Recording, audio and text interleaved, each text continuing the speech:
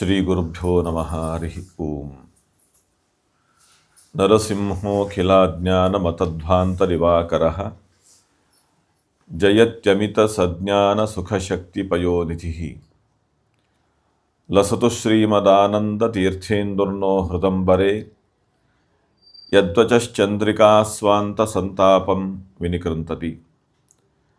ಭವತಿ ಯದನುಭಾವಾತ್ ಏಡಮೂಕೋಪಿ ವಾಗ್ಮಿ ಜಡಮತಿರಭಿಜಂತುರ್ಜಾಯತೆ ಪ್ರಾಜ್ಞಮೌಲಿಃ.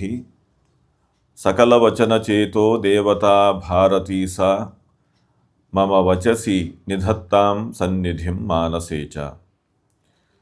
ವಂದೇ ವಿಷ್ಣುಂ ನಮಾಮಿ ಶ್ರಿಯಮಥ ಚ ಭುವಂ ಬ್ರಹ್ಮವಾಯೂ ಚ ವಂದೇ ಗಾಯತ್ರೀಂ ಭಾರತೀಂ ತಾಮಪಿ ಗರುಡಮನಂತಂ ಭಜೆ ರುದ್ರದೇವಂ. ದೇವೀಂ ವಂದೇ ಸುಪರ್ಣೀಂ ಅಹಿಪತಿದಯಿತಾಂ ವಾರುಣೀಮಪ್ಯುಮಾಂ ತಾಂ. ಇಂದ್ರಾದೀನ್ ಕಾಮಮುಖ್ಯಾನ್ ಅಪಿ ಸಕಲಸುರಾನ್ ತದ್ಗುರೂನ್ ಮದ್ಗುರೂಶ್ಚ. ನಮೋಮಸ್ತಾತ್ವಿಕಾ ದೇವಾಃ ವಿಷ್ಣುಭಕ್ತಿಪರಾಯಣಾಃ ಧರ್ಮಮಾರ್ಗೇ ಪ್ರೇರಯಂತು ಭವಂತಃ ಸರ್ವ ಏವ ಹಿ. ಭೈಷ್ಮೀಮಧ್ವಾದಿಪೂಜ್ಯಂ ರಘುಪತಿಗಿರಿಪೋ ವ್ಯಾಸಸಿಂಹಾಶ್ವವಕ್ತ್ರಂ ಭಕ್ತ್ಯಾ ಲಕ್ಷ್ಮೀಂ ವಿರಿಂಚಿಂ ಗುರುವರಪವನಂ ಶಾರದೇಂದ್ರೇಶಪುತ್ರಾನ್ ಸತ್ಯಾರ್ಯಾನ್ ಶ್ರೀಹೃಷಿಕೇಶ್ವರವರಸಹಿತಾನ್ ಪದ್ಮನಾಭಾನ್ ಜಯಾರ್ಯಾನ್ ವಂದೇ ಶ್ರೀಪಾದರಾಜಪ್ರಹಯಘರಘುಪಧ್ಯಾನವಿದ್ವತ್ಪ್ರಿಯಾಂಶ್ಚ. ಸತ್ಯನಾಥಂ ಗುರುಂ ನೋಮಿ ಸತ್ಯವೀರಂಚ ವೀರ್ಯದಂ ಸತ್ಯಧೀರಮುನಿಂ ವಂದೇ ಸತ್ಯಧ್ಯಾನಂ ಯತೀಶ್ವರಂ. ಧ್ಯಾನತೀರ್ಥಕೃಪಾಪಾತ್ರಂ ವಾದಿಸಿಂಹಂ ಬುಧಪ್ರಿಯಂ ಸುವರ್ಣರಥಸಚ್ಛಾಸ್ತ್ರವ್ಯಕ್ತಕೃಷ್ಣಂ ಭಜೆ ನಿಶಂ.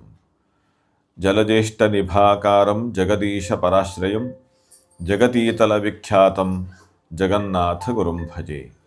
ಶ್ರೀ ಗುರುಭ್ಯೋ ನಮಃ. ಹರಿ ಓಂ. ಮೊರೆ ಹೊಕ್ಕವರ ಕಾವ ಬಿರುದು ಎನ್ನ ಮರೆಯದೆ ರಕ್ಷಣೆ ಮಾಡಯ್ಯ ಪೊರೆದು ದುರಿತಗಳೆಲ್ಲವ ತರಿದು ಸಿರಿ ಪುರಂದರ ವಿಠಲ ಎಂಬನ್ನು ಪೊರೆದು ದಾಸನ್ನ ಮಾಡಿಕೋಯನ್ನ. ಸ್ವಾಮಿ ಸಾಸಿರ ನಾಮದ ವೆಂಕಟರಮಣ ದಾಸನ್ನ ಮಾಡಿಕೋಯನ್ನ.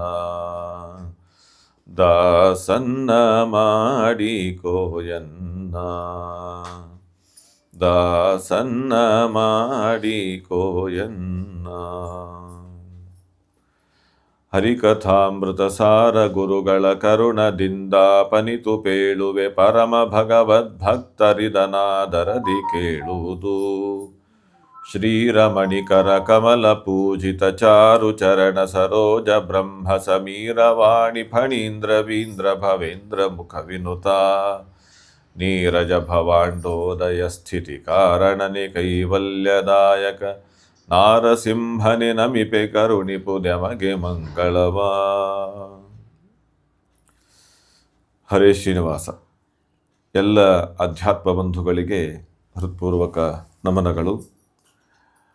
ಶ್ರೀ ಜಗನ್ನಾಥದಾಸರು ಎಲ್ಲ ಕಡೆಯಲ್ಲಿ ಇರುವ ಅಂತರ್ಯಾಮಿಯಾಗಿದ್ದು ನಿಯಮನೆ ಮಾಡುವ ಬಿಂಬನಾದ ಭಗವಂತನ ಆರಾಧನೆ ಹೇಗೆ ಮಾಡಬೇಕು, ಎಲ್ಲೆಲ್ಲಿ ಯಾವ ಹೆಸರಿನಿಂದ ಇದ್ದು ಹೇಗೆ ಪ್ರೇರಣೆ ಮಾಡ್ತಾನೆ, ಎಷ್ಟು ಸುಖಪ್ರದನಾಗಿದ್ದಾನೆ ಎನ್ನುವುದನ್ನೆಲ್ಲ ತಿಳಿಸಿಕೊಟ್ಟಿದ್ದಾರೆ. ದೇವರ ಪ್ರತಿಯೊಂದು ಕರ್ಮವೂ ಕೂಡ ಪವಿತ್ರ, ಸುರಕ್ಷಿತ. ಅದು ನಮಗೆ ರಕ್ಷಾ ಕವಚವೇ. ಅವನನ್ನು ತಿಳಿದು ಮಾಡುವ ಪ್ರತಿಯೊಂದು ಕರ್ಮ ನಮಗೆ ರಕ್ಷಣೆ. ನಮ್ಮ ಕರ್ಮದಿಂದ ಅವನಿಗೇನು ಲಾಭ ಇಲ್ಲ. ನಾವು ಸುರಕ್ಷಿತವಾಗುವುದು ಅವನ ಉದ್ದೇಶವಾಗಿ ನಮ್ಮ ಕೆಲಸಗಳನ್ನು ಮಾಡಿದರೆ. ನಮ್ಮ ಕೆಲಸಗಳನ್ನು ಮಾಡುವಾಗ ಅದು ಒಳ್ಳೆಯದು ಆಗುವುದಿದೆ, ಕೆಟ್ಟದ್ದು ಆಗುವುದಿದೆ. ಒಳ್ಳೆಯ ಕೆಲಸ ಅಂತ ಅನ್ನೋದು ಯಾವಾಗ ಸುಖವನ್ನು ಕೊಟ್ಟರೆ, ಕೆಟ್ಟ ಕೆಲಸ ಅಂತ ಅನ್ನೋದು ಯಾವಾಗ ದುಃಖವನ್ನು ಕೊಟ್ಟರೆ. ಪಾಪಕರ್ಮ ಪುಣ್ಯಕರ್ಮ ಅಂತೇವೆ. ಆದರೆ ಪುಣ್ಯ ಕರ್ಮಗಳನ್ನೇ ಮಾಡಬೇಕು ಅನ್ನೋ ಸಂಕಲ್ಪ ಇದ್ದರೂ ಕೂಡ ನಾವು ಮಾಡೋದು ಮಾತ್ರ ಕೆಟ್ಟ ಕರ್ಮವನ್ನೇ, ಪಾಪವನ್ನೇ ಮಾಡ್ತೇವೆ. ತಿಳಿದೋ ತಿಳಿಯದೆಯೋ ತಪ್ಪುಗಳನ್ನೇ ಮಾಡ್ತೇವೆ. ತಪ್ಪಿಗೆ ಶಿಕ್ಷೆ ಹಾಗೆ ಆಗ್ತದೆ. ನಾವು ಶಿಕ್ಷೆ ಆಗಬಾರ್ದು ನಿರೀಕ್ಷೆ ಮಾಡ್ತೇವೆ. ನಮಗೆ ಸುಖ ಮಾತ್ರ ಬೇಕು, ದುಃಖ ಬೇಡ ಅಂತೇವೆ. ಹಾಗಾದರೆ ಸುಖ ಬೇಕು ಅನ್ನೋವನು ಸುಖಕ್ಕೆ ಕಾರಣವಾದಂಥ ಒಳ್ಳೆಯ ಕೆಲಸವನ್ನು ಮಾಡ್ಬೋದಲ್ಲ ಯಾವಾಗಲೂ ಕೂಡ. ಅದನ್ನು ಮಾಡಲಿಕ್ಕೆ ನಾವು ಮನಸ್ಸು ಮಾಡೋದಿಲ್ಲ. ಯಾಕೆ ನಮ್ಮ ಯೋಗ್ಯತೆ ಹಾಗೆ ಇರಬಹುದು, ಪರಿಸ್ಥಿತಿ ಹಾಗೆ ಇರ್ತದೆ. ಜಗನ್ನಾಥದಾಸರು ಹೇಳ್ತಾರೆ, ನೀವು ಯಾವುದೇ ಕರ್ಮವನ್ನು ಮಾಡಿ ನಾನು ಮಾಡಿದೆ ಅಂತ ಭಾವಿಸುವುದಕ್ಕಿಂತ, ಹಾಗೆ ತಿಳಿಯುವುದಕ್ಕಿಂತ, ನಾನು ಮಾಡಿದ ಕರ್ಮ ಅದು ನನ್ನಿಂದ ಆದದ್ದಲ್ಲ, ದೇವರೇ ನಿಂತು ಮಾಡಿಸುವಂಥ ಕರ್ಮ, ದೇವರ ಪ್ರೇರಣೆಯಿಂದ ಆಗುವ ಕರ್ಮಗಳು ಅಂತ ಭಾವಿಸಿ. ಅದು ಭಾವಿಸುವುದಲ್ಲ, ವಸ್ತುಸ್ಥಿತಿ ಇರುವುದೇ ಹಾಗೆ, ಸುಮ್ಮನೆ ತಿಳಿಯುವುದಲ್ಲ, ಇರುವುದನ್ನೇ ನಾವು ಭಾವಿಸಬೇಕಾಗಿದೆ. ಹಾಗಾಗಿ ದೇವರ ಪ್ರೇರಣೆಯಿಂದ ಆಗುವುದು ಅಂತ ಒಂದು ತಿಳ್ಕೊಳ್ಬೇಕು. ಇನ್ನೊಂದು, ನಾನು ಮಾಡುವ ಕೆಲಸ ಅದು ಸತ್ಕರ್ಮ ಪುಣ್ಯಪ್ರದ ಅಂತ ಆಗಬೇಕಾದ್ರೆ ಏನು ಮಾಡಬೇಕು? ಅದಕ್ಕೆ ಜಗನ್ನಾಥದಾಸರು ಹೇಳ್ತಾರೆ, ಒಳ್ಳೆಯ ಕೆಲಸ ಅಂತ ಅನಿಸಿದ್ದು ಕೂಡ ಪಾಪ ಸಾಧನವಾಗ್ತದೆ, ದುಃಖಕ್ಕೆ ಕಾರಣವಾಗ್ತದೆ. ಹಾಗಾಗಬಾರದು ಅಂತಿದ್ದರೆ ಏನು ಮಾಡಬೇಕು? ಕೆಟ್ಟ ಕೆಲಸವೂ ಕೂಡ ಸುಖಕ್ಕೆ ಕಾರಣವಾಗುವ ಪುಣ್ಯಕರ್ಮ ಆಗುವುದು ಹೇಗೆ? ಇದನ್ನು ತಿಳಿಸಿಕೊಡ್ತಾರೆ. ಮಾಧವನ ಪೂಜಾರ್ಥವಾಗಿ ನಿಷೇಧ ಕರ್ಮವ ಮಾಡಿ ಧನ ಸಂಪಾದಿಸಲು ಸತ್ಪುಣ್ಯ ಕರ್ಮಗಳು ಎನಿಸಿಕೊಳ್ಳುತ್ತಿಹವು. ಸೋದರಂಭರಣಾರ್ಥ ನಿತ್ಯದಿ ಸಾಧುಕರ್ಮವ ಮಾಡಿದರೂ ಸರಿ, ಐದುವನು ದೇಹಾಂತರವ ಸಂದೇಹವಿನಿತಿಲ್ಲ. ಬಹಳ ಸರಳವಾದ ಮಾತು, ಬಹಳ ಶಾಸ್ತ್ರೀಯವಾದ ಮಾತಿದು.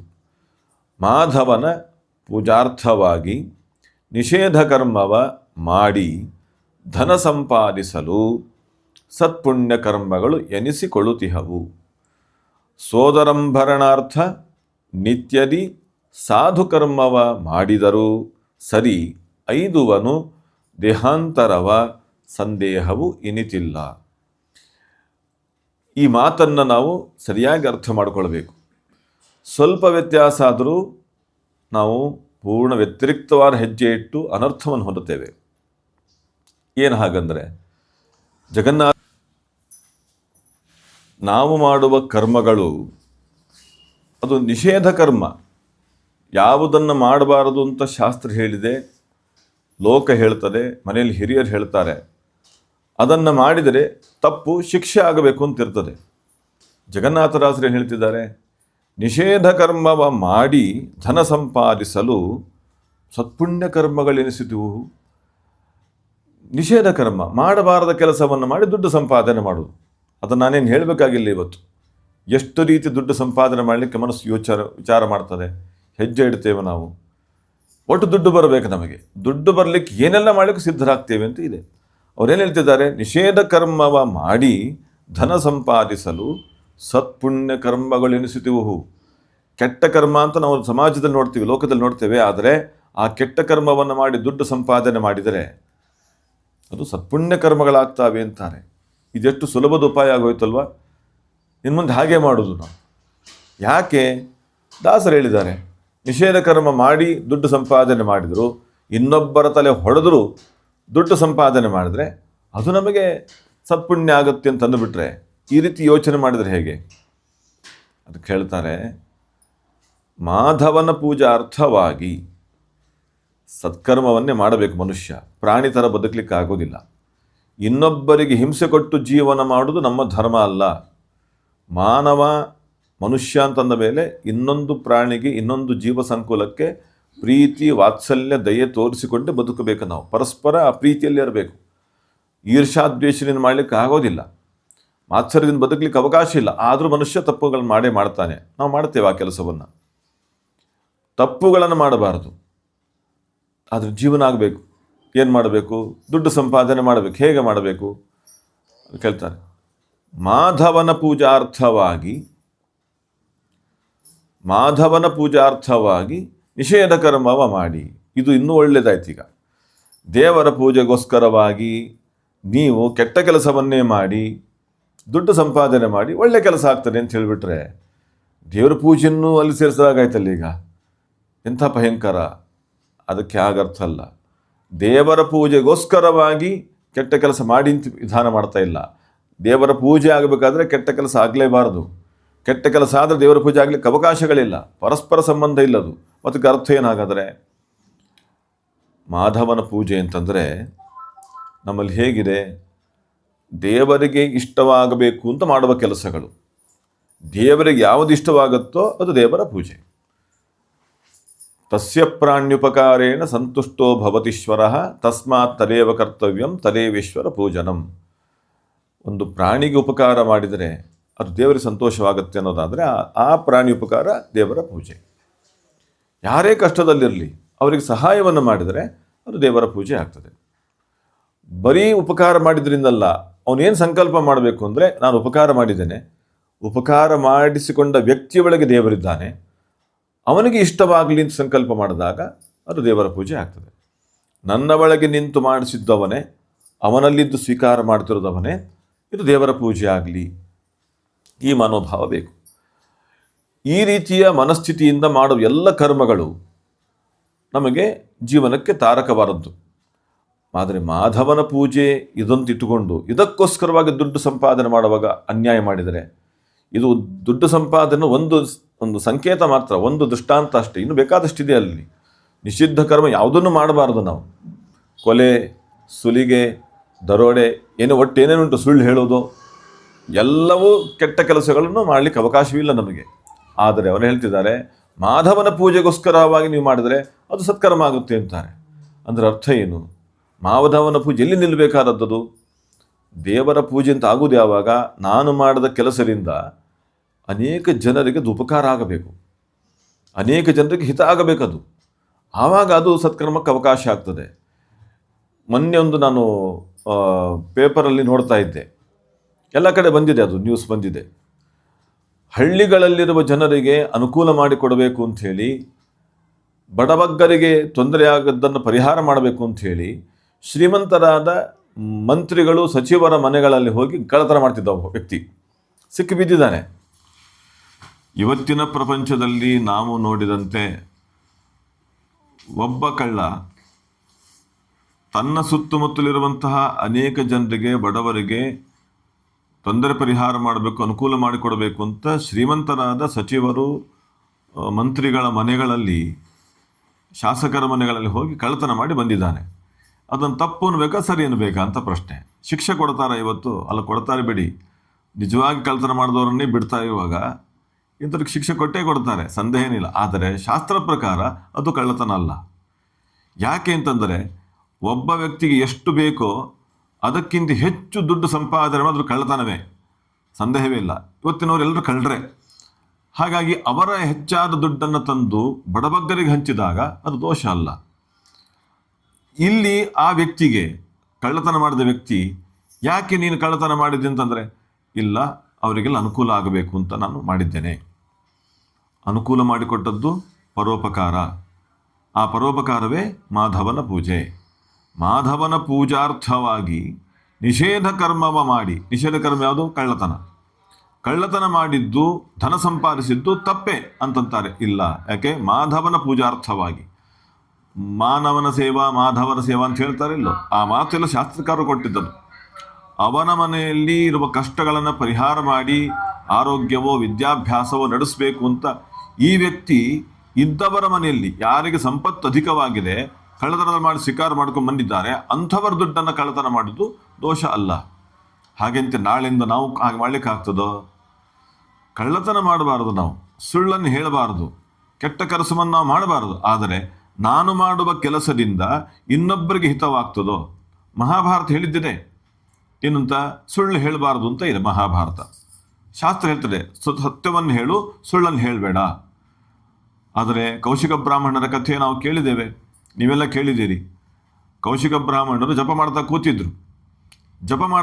ಧ್ಯಾನಕ್ಕೆ ಜಪ ಮಾಡ್ತಾ ಕೂತಿರುವಾಗ ಒಂದು ಗುಂಪು ಬಂತು. ಸಣ್ಣ ಸಣ್ಣ ಮಕ್ಕಳು, ಹೆಂಗಸರು, ವೃದ್ಧರೆಲ್ಲ ಓಡ್ಕೊಂಡು ಬಂದಿದ್ದಾರೆ, ಹೆದರ್ಕೊಂಡು ಬಂದಿದ್ದಾರೆ, ಗಂಟು ಮೊಟ್ಟೆ ಕಟ್ಟಿಕೊಂಡು ಬಂದಿದ್ದಾರೆ. ಬಂದರು, ಕೌಶಿಕ ಬ್ರಾಹ್ಮಣರ ಆಶ್ರಮದ ಒಳಗೆ ಅಡಿಗೆ ಕೂತ್ಕೊಳ್ತಾರೆ. ಬ್ರಾಹ್ಮಣ ನೋಡ್ತಾ ಇದ್ದ, ಬಂದರು, ಒಳಗೆ ಕೂತಿದ್ದಾರೆ, ಗೊತ್ತಾಯ್ತು ಅವನಿಗೆ. ಸ್ವಲ್ಪ ಹೊತ್ತಿಗೆ ಇನ್ನೊಂದು ಗುಂಪು ಬಂತು. ಕೈಯಲ್ಲಿ ಮಚ್ಚು, ಕೊಡುಗೋಲೆಲ್ಲ ಹಿಡ್ಕೊಂಡು ಬಂದಿದ್ದಾರೆ, ಮಾರಕಾಸ್ತ್ರ ಹಿಡ್ಕೊಂಡು ಬಂದಿದ್ದಾರೆ. ಹಿಡ್ಕೊಂಡು ಬಂದು ಕೇಳ್ತಾರೆ, ಎಲ್ಲ ಯುವಕರು, ಬಂದು ಕೇಳ್ತಾರೆ, ಏ ಬ್ರಾಹ್ಮಣ, ನಿನ್ನ ಆಶ್ರಮದೊಳಗೆ ಸುಮಾರು ಜನ ಒಳಗೆ ಹೋದ್ರಾ ಅಂತ ಕೇಳ್ತಾರೆ. ಬಂದವರು ಯಾರು? ಅವರಲ್ಲಿ ದರೋಡೆಕೋರರು. ಅವ್ರು ಅಟ್ಟಿಸ್ಕೊಂಡು ಬಂದಿದ್ದಾರೆ. ಇವ್ರು ಹೆದರ್ಕೊಂಡು ಬಂದಿದ್ದಾರೆ. ತಮ್ಮ ಜೀವನ ರಕ್ಷಣೆ ಆಗಬೇಕು ಅಂತ ಹಿಡ್ಕೊಂಡು ಬಂದಿದ್ದಾರೆ. ಎಲ್ಲ ವೃದ್ಧರು, ಹೆಣ್ಮಕ್ಳೆಲ್ಲರೂ ಕೂಡ. ಈ ಬ್ರಾಹ್ಮಣ ಜಪಕ್ಕೆ ಕೂತಿದ್ದಾನೆ, ವೃತಕ್ಕೆ ಕೂತಿದ್ದಾನೆ. ಅವನ ಸಂಕಲ್ಪ ಏನು? ನಾನು ಸತ್ಯವನ್ನು ಮಾತ್ರ ಹೇಳ್ತೇನೆ, ಸುಳ್ಳನ್ನು ಹೇಳೋದಿಲ್ಲ ಅಂತ ಸಂಕಲ್ಪ ಮಾಡಿ ಕೂತಿದ್ದಾನೆ. ಸುಳ್ಳನ್ನು ಹೇಳುವುದು ನಿಷಿದ್ಧ ಕರ್ಮ, ಸತ್ಯವನ್ನು ಹೇಳುವುದು ವಿಹಿತವಾದ ಕರ್ಮ, ಸತ್ಕರ್ಮ ಅದು. ಇವನು ನಾನು ಜಪಕ್ಕೆ ಕೂಡ್ತಿದ್ದೇನೆ, ಜಪ ಮಾಡ್ತಾ ಇದ್ದೇನೆ, ಒಳಗೆ ಬಂದಂಥ ಜನರನ್ನು ನೋಡಿದ್ದೀನಿ ನಾನು, ಅವ್ರು ಕೇಳ್ತಿದ್ದಾರೆ ಬಂದಿದ್ದಾರ ಅಂತ ಕೇಳ್ತಿದ್ದಾರೆ. ಇವನು ಹೌದು ಬಂದಿಲ್ಲ ಅಂತಂದು ಬಿಟ್ರೆ, ಬಂದವರನ್ನ ನೋಡಿದ್ದನ್ನ ಬಂದಿಲ್ಲ ಅಂತಂದು ಬಿಟ್ರೆ ಸುಳ್ಳು ಹೇಳಿದಾಗ ಆಗ್ತಾರೆ. ಸುಳ್ಳು ಹೇಳಬಾರ್ದು, ನಾನು ಸತ್ಕರ್ಮಾನುಷ್ಠಾನ ಮಾಡಬೇಕಾದವನು ಅಂತ ಹೇಳಿ ಏನು ಮಾಡಿದ? ಹೌದು ಬಂದಿದ್ದಾರೆ ಅಂತ ಹೇಳಿದ. ಇರುವುದನ್ನಿದ್ದಂತೆ ಹೇಳುದು ಸತ್ಯವಾದ ಕೆಲಸ, ಸತ್ಯಕರ್ಮ ಅಂದ್ಲು ಸತ್ಕರ್ಮ ಆಗ್ತದೆ, ಒಳ್ಳೆ ಕೆಲಸ ಅದು ಅಂತ ಹೇಳಿದ. ಆದರೆ ಮಹಾಭಾರತ ಹೇಳಿತು, ಕೌಶಿಕ ಬ್ರಾಹ್ಮಣ ಇರುವುದನ್ನಿದ್ದಂತೆ ಹೇಳಿದ್ದಕ್ಕೆ ಅವಾಗ ಅವರೇನು ಮಾಡಿದ್ರು? ಕಳ್ಳರು ಒಳಗೆ ಹೋದರು, ಚೆನ್ನಾಗಿ ಬಡಿದ್ರು, ಅವರಿಗೆ ಎಲ್ಲ ಕಸಿದುಕೊಂಡು ಹೋದರು. ಕೌಶಿಕ ಬ್ರಾಹ್ಮಣನಿಗೆ ತಾನು ಮಾಡಿದಂಥ ಸತ್ಕರ್ಮ ಏನು? ಸತ್ಕರ್ಮ ಇರುವುದನ್ನಿದ್ದಂತೆ ಹೇಳುವುದು, ಕಂಡದ್ದನ್ನು ಯಥಾವತ್ತಾಗಿ ಹೇಳುವುದು ಸತ್ಕರ್ಮ ಅಂತ ಅಂದ್ಕೊಂಡ್ರೆ, ಈ ಕರ್ಮದಿಂದ ಅವನಿಗೆ ಸ್ವರ್ಗ ಆಯಿತು ನರಕ ಆಯಿತು, ನರಕ ಆಯಿತು ಅಂತ ಹೇಳ್ತಾರೆ. ಯಾಕೆಂದರೆ ಜನರಿಗೆ ಹಿತ ಆಗಲಿಲ್ಲ, ಅಹಿತ ಆಯಿತು. ಅಷ್ಟೂ ಜನರಿಗೆ ಹಿತವಾಗುವಂತೆ ಸುಳ್ಳು ಹೇಳಿದರೂ ಕೂಡ ಆ ಸುಳ್ಳವನನ್ನು ಸ್ವರ್ಗ ಕರ್ಕೊಂಡು ಹೋಗ್ತಾ ಇತ್ತು. ನಮ್ಮಲ್ಲಿ ಅದಕ್ಕೆ ಬಂತು 1000 ಸುಳ್ಳು ಹೇಳಿ ಮದುವೆ ಮಾಡು ಅಂತ. ಸುಳ್ಳು ಹೇಳಬೇಕು ಅಂತ ಅಭಿಪ್ರಾಯ ಅಲ್ಲ. ಮದುವೆ ಅನ್ನೋದು ಒಳ್ಳೆಯ ಸಂಬಂಧದ ಪರಿಕಲ್ಪನೆ. 2 ಕುಟುಂಬ ಸೇರ್ತದೆ, ಇಬ್ಬರನ್ನು ಒಳ್ಳೆ ಚೆನ್ನಾಗಿ ಸೇರಿಸಲಿಕ್ಕೆ ಒಂದು ಸುಳ್ಳಾಡು ತಪ್ಪನ್ನು ಭಾವನೆ ಮಾಡಿರುವಂಥದ್ದು. ಸುಳ್ಳು ಹೇಳೋದು ತಪ್ಪೇ, ನಿಷಿದ್ಧ ಕರ್ಮನೇ. ಆದರೆ ಮಾಧವನ ಪೂಜಾರ್ಥವಾಗಿ ಇನ್ನೊಬ್ಬರಿಗೆ ಹಿತವಾಗುವ ದೃಷ್ಟಿಯಲ್ಲಿ ಮಾಧವನ ಪೂಜೆ ಆಗಬೇಕು ಅಂತ ಈ ರೀತಿ ಮಾಡಿದರೆ ಅದು ದೋಷ ಅಲ್ಲ ಅಂತಂತಾರೆ, ಅದು ಸತ್ಕರ್ಮ ಅಂತ ಆಗ್ತದೆ. ಹಾಗಾದರೆ ಮಾಡುವ ಕೆಲಸ ನಿಷಿದ್ಧವೋ ವಿಹಿತವೋ ನೋಡ್ಬೇಕದನ್ನು. ಒಂದು ವೇಳೆ ನಿಷಿದ್ಧ ಆದರೆ ಅದರ ಹಿಂದೆ ಉದ್ದೇಶ ಏನಿದೆ? ಇನ್ನೊಬ್ಬರಿಗೆ ಉಪಕಾರ, ದೇವರ ಪೂಜಾತ್ಮಕವಾದ ಅನುಸಂಧಾನ ಇತ್ತು ಅಂದರೆ ದೋಷವಾಗುವುದಿಲ್ಲ. ಹೀಗಾಗಿ ಮಾಧವನ ಪೂಜಾರ್ಥವಾಗಿ ನಿಷೇಧ ಕರ್ಮವ ಮಾಡಿ ಧನ ಸಂಪಾದಿಸಲು ಸತ್ಪುಣ್ಯ ಕರ್ಮಗಳೆನಿಸಿಕೊಳ್ಳುತ್ತೀಹವು. ಹಾಗೆ ಅಂತೇಳಿ ನಾಳಿಂದ ನಾನು ದೇವರ ಪೂಜೆ ಮಾಡಬೇಕು ಅಂತಂಥೇಳಿ ಇದ್ದವರನ್ನು ಕಳ್ತನ ಮಾಡಲಿಕ್ಕೆ ಶುರು ಮಾಡಿದರೆ ಅದು ಆಗೋದಿಲ್ಲ. ಮಾಧವನ ಪೂಜೆ ಅಂತ ಆಗುವುದು ಯಾವಾಗ? ನಾನು ಸಂಪಾದಿಸಿದ ದುಡ್ಡು ಮತ್ತೆ ಮಾಡುವ ಕೆಲಸ, ಆ ದುಡ್ಡಿಂದ ಮಾಡುವ ಕೆಲಸ ಅದು ಇನ್ನೊಬ್ಬರಿಗೆ ಹಿತಕಾರಿಯಾಗಿದ್ದರೆ ಮಾತ್ರ, ಆಗುವುದಾದರೆ ಮಾತ್ರ ಅದು ಮಾಧವನ ಪೂಜೆ ಅಂತಾಗಿ ಈ ನಿಷಿದ್ಧ ಕರ್ಮ ಕೂಡ ಸತ್ಕರ್ಮ ಆಗ್ತದೆ. ನನ್ನ ಸ್ವಾರ್ಥಕ್ಕೋಸ್ಕರವಾಗಿ ಅಂತ ನಾನು ದೇವರ ಪೂಜೆಯಿಂದ ಟೈಟಲ್ ಕೊಟ್ಟರೆ ಅದು ಅನ್ಯಾಯ. ಅದನ್ನು ಹೇಳ್ತಾರೆ, ಸೋದರಂಭರಣಾರ್ಥ ನಿತ್ಯದಿ ಸಾಧುಕರ್ಮವ ಮಾಡಿದರೂ ಸರಿ. ತನ್ನ ಹೊಟ್ಟೆ ತುಂಬಿಕೊಳ್ಬೇಕಾಗಿದೆ, ತನ್ನ ಜೀವನ ಆಗಬೇಕಾಗಿದೆ, ತಾನು ಮೆರಿಬೇಕಾಗಿದೆ, ತನ್ನ ಪ್ರತಿಷ್ಠೆ ಬೇಕಾಗಿದೆ. ಅದಕ್ಕೆ ನಾನು ಧರ್ಮ ಪ್ರಚಾರ ಮಾಡ್ತೇನೆ, ನಾನು ಪಾಠ ಮಾಡ್ತೇನೆ, ನಾನು ಪ್ರವಚನ ಮಾಡ್ತೇನೆ, ನಾನು ಯಜ್ಞ ಮಾಡ್ತೇನೆ, ಯಾಗ ಮಾಡ್ತೇನೆ, ಏನೆಲ್ಲ ಸಾಧನೆ ಮಾಡ್ತೇನೆ ಅಂತ ತಿಳ್ಕೊಂಡು ಜನರಿಗೆ ಆ ಲೇಬಲ್ ತೋರಿಸಿ ತನ್ನ ಹೊಟ್ಟೆ ತುಂಬಿಕೊಳ್ಳುವ ಕೆಲಸ ಮಾಡಿದರೆ ಸಾಧು ಕರ್ಮವ ಮಾಡಿದರು. ಅದು ಸ್ನಾನ ಇರ್ಬೋದು, ಸಂಧ್ಯಾ ವಂದನೆ ಇರ್ಬೋದು, ಪೂಜೆ ಪಾಠ ಪ್ರವಚನ, ಏನೇ ಸತ್ಕರ್ಮಗಳನ್ನು ಮಾಡಿದರೂ ಅದರಿಂದ ಉದ್ದೇಶ ಏನಿದೆ? ನನ್ನ ಹೊಟ್ಟೆ ತುಂಬಬೇಕು ಅಂತ. ಅದು ಕರ್ಮ ಬಂಧಕವೇ, ಪಾಪಕರ್ಮವೇ, ಅದು ದುಃಖಕ್ಕೆ ಕಾರಣವಾಗ್ತದೆ. ಇದರ ಪರಿಣಾಮವಾಗಿ ದೇಹಾಂತರವ ಐದುವನು, ಮತ್ತೆ ಜನ್ಮಕ್ಕೆ ಬರ್ತಾನೆ, ಮತ್ತೆ ಸಂಸಾರಕ್ಕೆ ಬೀಳ್ತಾನವನು, ಮತ್ತೆ ದುಃಖ ಪಡ್ತಾನೆ, ದುಃಖವನ್ನು ಅನುಭವಿಸಬೇಕಾಗ್ತದೆ. ಹಾಗಾದರೆ ನಾನು ಮಾಡುವ ಸ್ನಾನ, ನಾನು ಮಾಡುವ ಸಂಧ್ಯಾವಂದನೆ, ನಾನು ಮಾಡುವ ದೇವರ ಪೂಜೆ, ನಾನು ಮಾಡುವ ಪಾಠ ಪ್ರವಚನ, ಯಾತ್ರೆ, ಯಜ್ಞ, ಯಾಗ, ಭಜನೆ ಏನೆಲ್ಲ ಮಾಡ್ತೇನೋ ಅದರಿಂದ ಆಗಬೇಕಾದದ್ದೇನು ಅಂತಂದರೆ ದೇವರಿಗೆ ಇಷ್ಟವಾಗುವ ಕೆಲಸ ಆಗಬೇಕದು. ಅದರಿಂದ ಜನರಿಗೆ ಹಿತ ಆಗುವಂಥ ಕೆಲಸ ಆಗಬೇಕು. ಜನರಿಗೆ ಮಾರಕವಾಗುವ ರೀತಿಯಲ್ಲಿ ಆಗಿಬಿಟ್ರೆ ದೇವರು ಇಷ್ಟಪಡುವುದಿಲ್ಲ. ಜನರಿಗೆ ಮೋಸ ಮಾಡಿಕೊಂಡು ನಾನು ಧರ್ಮ ಪ್ರಚಾರ ಅಂತ ಅನ್ನಬಹುದು, ದೇವರು ಇಷ್ಟಪಡುವುದಿಲ್ಲ. ಈ ರೀತಿಯ ಜೀವನದಿಂದ ನನ್ನ ಹೊಟ್ಟೆ ತುಂಬಬಹುದು ಇವತ್ತು, ಆದರೆ ಪಾಪ ಗಂಟು ತುಂಬುತ್ತಾ ಹೋಗ್ತದೆ, ಬೆಳೀತಾ ಹೋಗ್ತದೆ. ಅದು ನಮಗೆ ಬಂಧಕವಾದದ್ದು. ಇದರಿಂದ ಮೋಕ್ಷ ಆಗುವುದಿಲ್ಲ, ಆನಂದದ ಸ್ಥಿತಿ ಬರ್ಲಿಕ್ಕೆ ಸಾಧ್ಯವಿಲ್ಲ, ನೆಮ್ಮದಿ ಬರ್ಲಿಕ್ಕೆ ಸಾಧ್ಯವೇ ಇಲ್ಲ. ನಮಗೆ ಕೇಳೋರಿದ್ದಾರೆ, ಇಲ್ಲ ನೋಡಿ ಅವರು ಎಷ್ಟು ಕೆಟ್ಟ ಕೆಲಸ ಮಾಡ್ತಾರೆ, ಎಷ್ಟು ಚೆನ್ನಾಗಿದ್ದಾರೆ, ಅವರು ಎಷ್ಟು ಆರಾಧನೆ ಅನುಷ್ಠಾನ ಮಾಡ್ತಾರೆ, ಎಷ್ಟು ಕಷ್ಟಪಡ್ತಾರೆ ಅಂತ. ಸಂಬಂಧವೇ ಇಲ್ಲ. ಇವತ್ತು ಮಾಡಿದ ಕರ್ಮದಿಂದ ಇವತ್ತೇ ಫಲ ಅಂತ ನಿರೀಕ್ಷೆ ಮಾಡಬಾರದು. ನಮ್ದೆಲ್ಲ ಹೇಗೆ ಅಂದರೆ, ನೋಡಿ ಅವರೆಷ್ಟು ಕೆಟ್ಟ ಕೆಲಸ ಮಾಡ್ತಾರೆ, ಭಾರಿ ಚೆನ್ನಾಗಿದ್ದಾರೆ, ಇವರು ಧರ್ಮಾನುಷ್ಠಾನ ಮಾಡ್ತಾರೆ, ತುಂಬ ದುಃಖ ಪಡ್ತಾರೆ ಅಂತ. ಇವತ್ತು ಪಡುವಂತಹ ಸುಖ ದುಃಖಗಳಿಗೆ ಇವತ್ತಿನ ಕರ್ಮಗಳು ಕಾರಣ ಆಗೋದಿಲ್ಲ, ಹಿಂದಿಂದು ಕಾರಣ ಆಗ್ತದೆ. ನಾವು ಯಾವಾಗಲೂ ಅನ್ಕೊಳ್ಳೋದುಂಟು, ಒಂದು ಬೀಜ ಹಾಕಿದ ಕೂಡಲೇ ಫಲ ಬರಲ್ಲ. ಬೀಜ ಹಾಕಿ ಅದು ಮೊಳಕೆಯಾಗಿ ಬೆಳೆದು ಪುಷ್ಪ ಬಿಟ್ಟು ಫಲ ಬಿಟ್ಟಾಗಲೇ ಅದು ಬರೋದು ಅಲ್ವಾ, ತಕ್ಷಣ ಬರುವುದಿಲ್ಲ. ನಾವು ಮಾಡಿದ ಕರ್ಮ ಇವತ್ತಿಗೆ ಫಲ ಕೊಡುತ್ತೆ ಅಂತೇನಿಲ್ಲ, ಅದು ಇನ್ನೊಂದು ಸರ್ತಿ ಕೊಡ್ತದೆ, ಜನ್ಮಾಂತರದಲ್ಲಿ ಕೊಡ್ಬೋದು, ಕಾಲಾಂತರದಲ್ಲಿ ಕೊಡಲಿಕ್ಕೆ ಅವಕಾಶಗಳುಂಟು. ಆದರೆ ಕೆಲವೊಂದು ಮಾತಿದೆ, ಅತ್ಯುತ್ಕಟೆ ಪುಣ್ಯ ಪಾಪ ಏವ ಫಲಮಷ್ಟತೆ ಅಂತ. ಅತಿಯಾದ ಪುಣ್ಯ ಅತಿಯಾದ ಪಾಪ ಈ ಕ್ಷಣಕ್ಕೆ ಕೊಡ್ತಾರೆ ಅಂತ ಹೇಳ್ತಾರೆ. ಈ ಕ್ಷಣಕ್ಕೆ ಅಂದರೆ 3 ವರ್ಷ 3 ತಿಂಗಳು 3 ದಿನ ಬಂದು ಬಿಡ್ತದೆ ಅಂತ. ಹಾಗೆ ತುಂಬ ಜಾಗ್ರತೆ ಇರಬೇಕಾಗತ್ತೆ. ಜಗನ್ನಾಥದಾಸರು ಹೇಳ್ತಾರೆ, ಯಾರು ಭಕ್ತಿಯಿಂದ, ದೇವರ ಮೇಲಿನ ಶ್ರದ್ಧೆಯಿಂದ, ಪರೋಪಕಾರ ದೃಷ್ಟಿಯಿಂದ, ಪರಹಿತ ದೃಷ್ಟಿಯಿಂದ ಒಂದು ವೇಳೆ ಕೆಟ್ಟ ಕೆಲಸ ಮಾಡಿದರೂ ಅದು ಪುಣ್ಯವೇ ಆಗುತ್ತೆ ಅಂತ ಅಭಿಪ್ರಾಯ ಹೊರತು ಕೆಟ್ಟ ಕೆಲಸ ಮಾಡಲಿಕ್ಕೆ ಪರ್ಮಿಷನ್ ಕೊಟ್ಟದ್ದು ಅಂತ ಅರ್ಥ ಅಲ್ಲ. ಪಾದವನ ಪೂಜಾರ್ಥವಾಗಿ ನಿಷೇಧ ಕರ್ಮವ ಮಾಡಿ ಧನ ಸಂಪಾದಿಸಲು ಅಂದರೆ ಧನವನ್ನು ಹೇಗೂ ಸಂಪಾದಿಸಬಹುದು ಅಂತ ಹೇಳಿ ಹೊರಟದ್ದಲ್ಲ.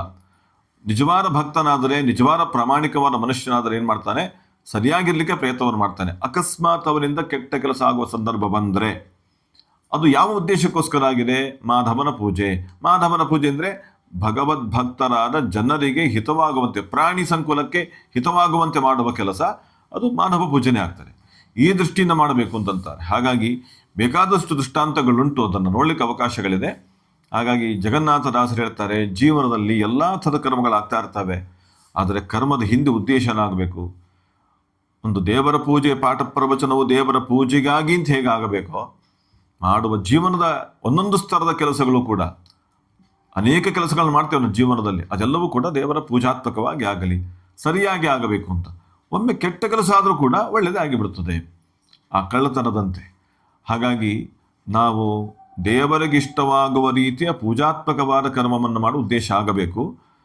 ಅಲ್ಲಿ ತಪ್ಪುಗಳಾದರೂ ಕೂಡ ಸರಿಯಾಗಿ ಬಿಡ್ತವೆ. ಒಂದು ವೇಳೆ ಸತ್ಕರ್ಮವನ್ನು, ಸರಿಯಾದ ಕ್ರಮವನ್ನು ಅನುಷ್ಠಾನ ಮಾಡ್ತಿದ್ದರೂ ಉದ್ದೇಶ ಕೇವಲ ನನ್ನ ಉದರಂಭರಣಾರ್ಥವಾಗಿ ನಾನು ಮಾಡಬೇಕು ಅಂತ ಹೊರಟ್ರೆ ಖಂಡಿತವಾಗಿ ದೇವರ ಪೂಜೆ ಆಗುವುದಿಲ್ಲ. ಅದು ನೋಡಲಿಕ್ಕೆ ಮಾತ್ರ ದೇವರ ಪೂಜೆ, ಆದರೆ ಫಲ ಮಾತ್ರ ಪೂಜೆ. ಬೆಂಗಳೂರು ಕಡೆಯಲ್ಲಿ, ಉತ್ತರ ಕರ್ನಾಟಕ ಹೋದರೆ ಪೂಜೆ ಅಂದರೆ ಅರ್ಥ ಏನು, ಪೂಜ್ಯಂ 0, ಫಲವೇ ಇಲ್ಲ. ಹಾಗಾಗಿ ಉದರಂಭರಣಾರ್ಥವಾಗಿ ಯಾವುದನ್ನು ಮಾಡುವ ಹಾಗೆ ಇಲ್ಲ ಅಂತ ಜಗನ್ನಾಥದಾಸರು ಹೇಳ್ತಿದ್ದಾರೆ. ಈ ರೀತಿಯ ಸತ್ಕರ್ಮಾನುಷ್ಠಾನದ ಲೇಪನದೊಂದಿಗೆ ನೋಡ್ಲಿಕ್ಕೆ ಮಾತ್ರ ಸತ್ಕರ್ಮಾನುಷ್ಠಾನ ಮಾಡ್ತಾ ಜೀವನ ಮಾಡ್ತಾ ಇದ್ರೆ ಅವನಿಗೆ ಬಂಧನದಿಂದ ಬಿಡುಗಡೆ ಇಲ್ಲ. ದೇಹಾಂತರವ ಐದುವನು ಸಂದೇಹವೆನಿತಿಲ್ಲ. ಮತ್ತೊಂದು ದೇಹ ಹೊಂದುತ್ತಾನೆ, ಬರ್ತಾನೆ ಇರ್ತಾನೆ, ಸಂಸಾರ ಬೀಳ್ತಾನೆ ಇರ್ತಾನೆ, ಮುಕ್ತಿ ಅನ್ನೋದು ಇಲ್ವೇ ಇಲ್ಲ ಅಂತಂತಾರೆ. ಅದಕ್ಕೆ ಅವಕಾಶ ಆಗಬಾರದು ಅಂತ ಶ್ರೀ ಜಗನ್ನಾಥದಾಸರು ಹೇಳ್ತಿದ್ದಾರೆ. ಅವರ ಅನುಸಂಧಾನವನ್ನು ಕೇಳಲಿಕ್ಕೆ, ತಿಳಿದುಕೊಳ್ಳುವುದಕ್ಕೆ, ಅನುಷ್ಠಾನ ಮಾಡಲಿಕ್ಕೆ ನಾವು ಪ್ರಯತ್ನವನ್ನು ಮಾಡೋಣ ಅಂತ ಹೇಳ್ತಾ, ಶ್ರೀಕೃಷ್ಣಾರ್ಪಣವಸ್ತು, ಮಧ್ವೇಶಾರ್ಪಣವಸ್ತು. ಹರಿಕಥಾಮೃತ ಸಾರ ಗುರುಗಳ ಕರುಣದಿಂದ ಪನಿತು ಪೇಳುವೆ, ಪರಮ ಭಗವದ್ಭಕ್ತರಿದನಾದರದಿ ಕೇಳುವುದು. ಹರೇ ರಾಮ ರಾಮ ರಾಮ ಹರೇ ಹರೇ, ಹರೇ ಕೃಷ್ಣ ಕೃಷ್ಣ ಕೃಷ್ಣ ಹರೇ ಹರೇ, ಹರೇ ರಾಮ ರಾಮ ರಾಮ ಹರೇ ಹರೇ, ಹರೇ ಕೃಷ್ಣ ಕೃಷ್ಣ ಕೃಷ್ಣ ಹರೇ ಹರೇ, ಹರೇ ರಾಮ ರಾಮ ರಾಮ ಹರೇ ಹರೇ, ಹರೇ ಕೃಷ್ಣ ಕೃಷ್ಣ ಕೃಷ್ಣ ಹರೇ ಹರೇ, ಹರೇ ರಾಮ ರಾಮ ರಾಮ ಹರೇ ಹರೇ, ಹರೇ ಕೃಷ್ಣ ಕೃಷ್ಣ ಕೃಷ್ಣ ಹರೇ ಹರೇ, ಹರೇ ರಾಮ ರಾಮ ರಾಮ ಹರೇ ಹರೇ, ಹರೇ